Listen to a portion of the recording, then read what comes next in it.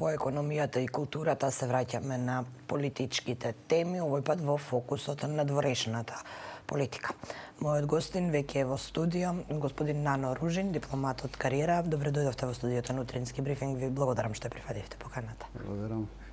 Јас не сум дипломат од кариера, меѓутоа сум дипломати од кариера се оние кои што работат во Министерството за надворешни работи. Така поранешен амбасадор. Да, бев амбасадор долго време, па направив една добра кариера од можеби 8 години во НАТО, што беше на вистина еден вид на и предизвик, но и рекорд во должината на работењето во Алијансата.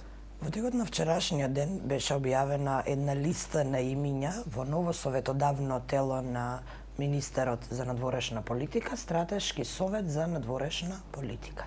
Со советодавна улога и можам да кажам дека дел од имињата кои се најдоа на овој список навистина предизвикаа бурни реакции во јавноста.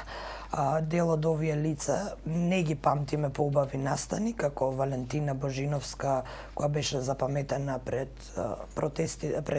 Државната изборна комисија на тие протести. Јас ги известував, следев од тие протести, беше навистина една морничава атмосфера, можам да кажам.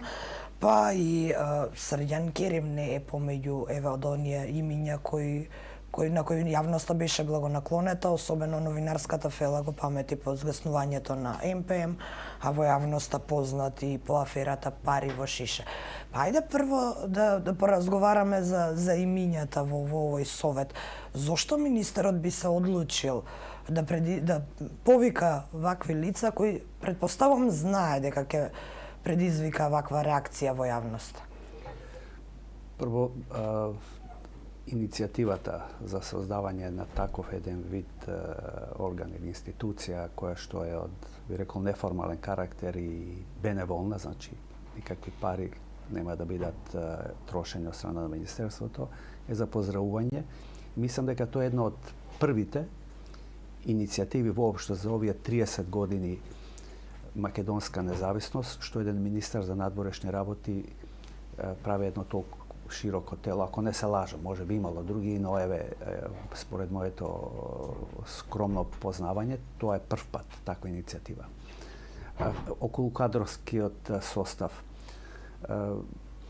најдобро тоа го знае министерот, но еве ако сакате моje мислење за толкување, претпоставам дека настојувал да направи, да собере една екипа која што пред се освен експертизата, ќе има и одредени политички афинитети, во смисла дека не се сите, ви рекол, партијски членови или симпатизери на владеачката партија, туку сакал да направи на вид интеграција на луѓе со разни мислења, што впрочем и самиот го истакна, но и еден мал обид да ја обедини она, би рекол, темпераментна вреќа на разни размислувања која што постојано создава немир и во надворешната политика, но од друга страна, знаете, трендовите во надворешната политика се такви, што благодарење на демократизацијата веќе немаме работа ние со обична скриена дипломатија за која што си ја тера еден човек во функција на владата, туку имаме работа и со јавното мислење. Демократизацијата означи широки отворање на вратата на разни мислења и затоа секој министер, секој премиер, па и претседател на држава должен е да води сметка за расположението на јавното мислење. Токму затоа е спорен овој список. Зборуваме за личност која што повикуваше практично на говор на омраза, на насилство. Тоа беше повик на насилство. Кога сме кај експертизата, може би грешам, но колку што знам, господјата Божиновска е актерка. Добро, но таа се откажа. Таа се откажа, но од друга страна, она што мене ме интересира е дури во рете одлуката, во рете идејата да се обединат. Сите зборуваме за политички консензус, сите зборуваме за своевидно помирување помеѓу партијата, но нели има во секоја партија верувам дека може да се најдат луѓе со експертиза и кои при тоа не се вмешани во било какви индиции за криминал или не ги памтиме по повик за насилство. Не е возможно во ВМРО ДПМН да нема таков човек. Точно, во воведот, мислам дека тоа не беше, новинарите не беа присутни, самиот рече дека како дел од овој комитет бил повикан и поранешниот министер за надворешни работи Поповски, што мислам дека сепак е еден човек кој што има одредени експертски сознања, од политичката десница, значи во ВМРО, иако не го игра во овој момент во првиот тим, но сепак од она екипа која што во времето на Груевски беше значен министер за надворешни работи. Но моето мислење е дека значењето на афирмацијата, значењето на составувањето на овој комитет е многу побитен отколку составот на еден-двајца луѓе кои што за кои што јавното мислење не се согласува да бидат тука, од прости причини. Што прво, традиционалната дипломатија се смени.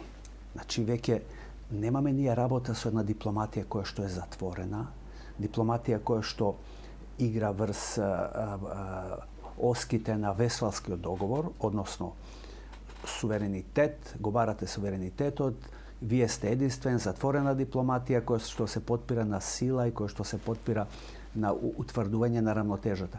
Сега, дипломатот веќе не треба да биде, како што велеше и самиот Кисинџер во својата дипломаси, во својата книга славна од 1994 година, дипломатот не треба да биде само еден писмоносец. Дипломатот е активен, тој иницира, и тоа не само политички теми, туку иницира економски, културни, социјални и така натаму. Значи, дипломатот станува активен фактор. А тоа, мислам, тоа ниво ние не сме го уште достигнале во државата, дотолку повеќе, што сите современи дипломатии се исполнети со економска дипломатија. Ние денеска е смешно да кажеш дека Македонија има собствена економска дипломатија. Тоа го немаме. И затоа државата е долар. Тоа не е кривица ниту на неговиот претходник, ниту на овој министер. Тоа е кривица на недостаток на средства. Владата мора да инвестира средства и да направи нешто во смисла на промоција, економска промоција на државата, привлекување на инвестиции, афирмација на туризам, лобирање, адаптација според правилата на меѓународните економски односи и така натаму и така натаму. Значи, затоа ни треба промена и во која што, например, и на овој дипломатски апарат кој за жал е се уште многу мал, но која што промена би создала одреден профитабилен ефект за државата, бидејќи ние практично треба помина времето на салонската дипломатија, кога амбасадорот и останатите ги гледате само на приеми или се занимаваат со светски теми. Денеска амбасадорот и сите негови соработници се должни да одат по фирмите, да одат по компаниите, да бараат, да иницираат разни теми. Значи, и затоа е битно тука да се прави еден исчекор и мислам дека ова што го предложи министерот Османи е во таа насока. Сега, дали овој стратешки совет за надворешна политика, како што е наречен, можеше министерството да се советува, например, од советот на амбасадори? Еве, дел од лицата таму членуваат и во овој совет. Што е разликата? Зошто не зема мислење, зошто не го стави приматот, например, на советот на амбасадори? Значи, советот на амбасадори е осмислен и јасно тука член е осмислен како невладина организација. Значи, таа мора да има одредена независност. Зашто таму е сконцентрирана експертизата. Точно. Никој не вели дека тие нема да бидат, сега ја не можам да зборам во името на министерот. Јас бев прво не знаев кој ќе биде воопшто и каков состав, само бев известен дека дали прифаќам да бидам член на групата Рефлексија 2030 и реков да. И тогаш кога отидовме таму на лице место ги видов кои се луѓето. Значи Советот на амбасадорите мора да е невладина организација која е независна од влијанието на извршната власт, од влијанието на министерот, разбирате. Советот мора понекогаш да има такви позиции и може како колективно тело веројатно да има и веројатно ќе има таква советодавна улога, бидејќи тој совет е многу активен, има голем број на експерти таму кои што се навистина луѓе на кои што се неопходни на нашиот систем и кои што даваат од време на време одредени мислења кои се прифатливи и за јавноста, и за министрот, и за целата влада. Практично Советот е еден вид совеста на надворешната политика на Македонија, а додека Министерството ја остварува стратегијата на надворешната политика. Бидејќи не смееме да правиме, мораме да правиме разлика меѓу надворешна политика и дипломатија. Надворешната политика е стратегијата зацртана, која што исто така постојано се обновува. Додека дипломатијата е оној апарат кој што ја реализира оваа стратегија. Разговаравте ли на средбата како ќе се одлучува?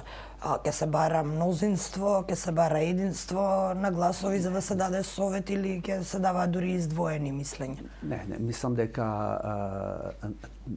овој совет нема таква функција да се претвори во гласање или во тоа кој ќе го излобира својот став за да биде општо прифатен.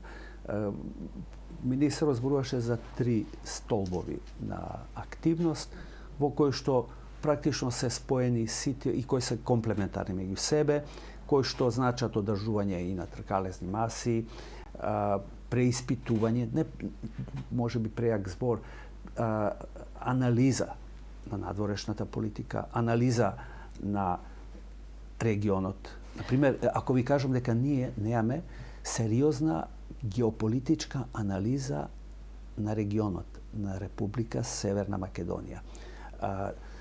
Немаме едноставно одредени консензуални позиции на политичките партии, иако се работи за вредности кои што Ришелје, уште од времето на Ришелје се нарекуваат државен разлог, односно возвишени национални интереси. Се чини дека ние сме малку исклучок кога не сме исклучок, ние сме знаете, еве оваа година 30 години има и други се случуваат држави кои се консолидирани кога е надворешната политика во прашање. Например, кој? Веројатно не се сите до толку зборуваме во случајот како што е сега со Бугарија. Порано беше случајот со Грција. Конкретно за случајот со Бугарија, не можат двете најголеми партии да седнат и да најдат заедничко решение како ќе оди овој спор, бидејќи се што ние гледаме во оваа држава се само партиски препукувања и обвинувања. Никогаш не сме виделе реален став или реална желба за да се донесе некое заедничко решение. Значи ни недостасува она култура на диалог за најзначајните теми. Затоа што во Бугарија се сложни некако власта и опозицијата за македонското прашање. Значи ни недостасува таа култура на диалог, бидејќи се гледа низ призмата на собствената политичка партија. Еве вчера случајно гледав една емисија каде што од надвор се појавуваат мислења на одредени институции и така натаму. И некоја институција, Македонско сонце, вели така ви треба, вие никогаш нема да влезете во Европската Унија. Значи, имаме ние и вие, разбирате. Членството во Европската Унија не се дели како заедничка вредност, како нешто што е цел на целиот овој народ што живее одека, туку ние вие и кој во тој период на влезот ќе биде на власта па да се го стави како еден дел вредност и заслуга. И затоа мислам дека ни недостасува повеќе работи. Прво, ни недостасуваат ваков вид емисии. Ваков вид емисии, како ова, каде што зборуваме за надворешната политика, ја наназад 3 месеци не сум сретнал на ни еден медиум. Напишете текст за надворешна политика, читаноста е не знам колку малку посто. Меѓутоа напишете каде што се колат меѓу себе, ги викаат на разни медиуми, луѓе кои што се караат со кафански муабити, со навреди, со ова, со она, тоа е најгледана емисија. Така е, тоа е одраз и на недостасува еден политиката. интелектуален пристап кон овие теми. А од друга страна, ни недостасува исто како што реков, оној диалог на културен диалог меѓу политичките партии, свесни дека идеме кон иста цел, независно кој е на власт. Да, Важно дури влезе. диалогот завршува некако протоколарно. Се сретнавме за да се каже дека се сретнавме за да покажеме имидж или дека добро функционираме или диалог, но во реалноста тоа не е така. Ниту една средба не завршила со некој конструктивен став кога е надворешната политика во прашање. И бидејќи ни истекува времето, мора да ве прашам како вие ќе го советувате министерот кога е Бугарија во прашање веденеска во дипломатска офанзива во Скопје и Софија се Вархеј и Силва. Веќе има на невиден предлог од бугарска страна реакција дека тоа не е адекватен за бугарска страна, па како во кои насоки барем ќе одат вашите совети? Ако мислите лично, јас, например, мислам дека како што беше до сега, треба да бидеме ладнокрвни, да одиме на некоја форма на соработка, во смисла на тоа дека Бугарија прво од една страна е во малцинство, односно таа е практично изолирана земја од страна на Европската унија. Убеден сум дека ова посета нема да води со голем плод, но кога ќе се сетам на некои настани од минатото, например некоја формула која што ја препишуваше и поранешниот комесар за профеширување Фуле или Филе, може би нешто може да се стави на страна, а ние да добиеме датум за отпочнување на преговорите. Тоа е, би рекол, она фина формула. Втората формула е што, како што приметив, како што забележавте во последно време, и од страна на Димитров, и од страна на Заев, почнуваат да покажуваат одреден револт со право кон Брисел. Например, дали на вистина зад ова бугарско вето не стои некоја друга сила која што ете вообразила дека Европската унија не е пожелно да се проширува кон Западен Балкан во овој момент. Тоа е едно прашање кое што постојано се го поставам и кое што е можно во дипломатијата. И што може да направи Европската унија за ваквите негативни појави? Тоа не е само Бугарија. Сличен проблем имаат и со Унгарија, која им кочи ни за заклучоци, ни за одлуки, така што има неколку немирни деца во моментов во Европската унија. Зошто Европската унија не се потруди малку повеќе да изнајде механизми за да ги врати работите во нормала, бидејќи согласни сме сите дека конкретно ова бугарско е апсурден спор. Значи, прво, оној принцип на консенсуално договарање, каде што еден може да ги блокира сите веќе надмината работи, тоа мора да се менува, но овој случај заради нас нема да се менува, но кога Европската унија има сериозни проблеми интерни, како што беше например случајот со усвојувањето на долгорочниот буџет за битката против COVID-19, но го услови со владење на правото и респектот на човековите права во Полска, во Унгарија и така натаму, тогаш дојде до едно пукање и овие држави ризикуваат да не добијат во следните, не знам, таму 5-6 години некои 7-8 милиарди помош само за Унгарија, а некои 20 милиарди, мислам, за Полска. Во тој случај Европската унија најде излез. Значи, кога сакаат, тие може да најдат консензус. Само треба да се притисне. И да притисне оној кој што на известен начин во Софија пред 2-3 години ја блокираше Македонија во името на новите реформи на Европската унија. Мислам дека господин Макрон треба сериозно да се зафати со оваа работа, бидејќи во услови кога си заминува Меркел, кога имаме веќе една криза на лидершипот во Европската унија, Франција мора посебно да се заангажира со ова прашање, бидејќи во нашата колективна свест сега Франција е исто така еден вид одговорна држава која што практично не блокирала во период. Во тој период да не блокираше, веројатно Бугарија немаше да стигне до ова. Господин Нено Ружин, ви благодарам што бевте гостин во денешниот утрински брифинг. Имате отворена покана, се надевам дека ќе разговараме и подетално и повеќе на овие теми.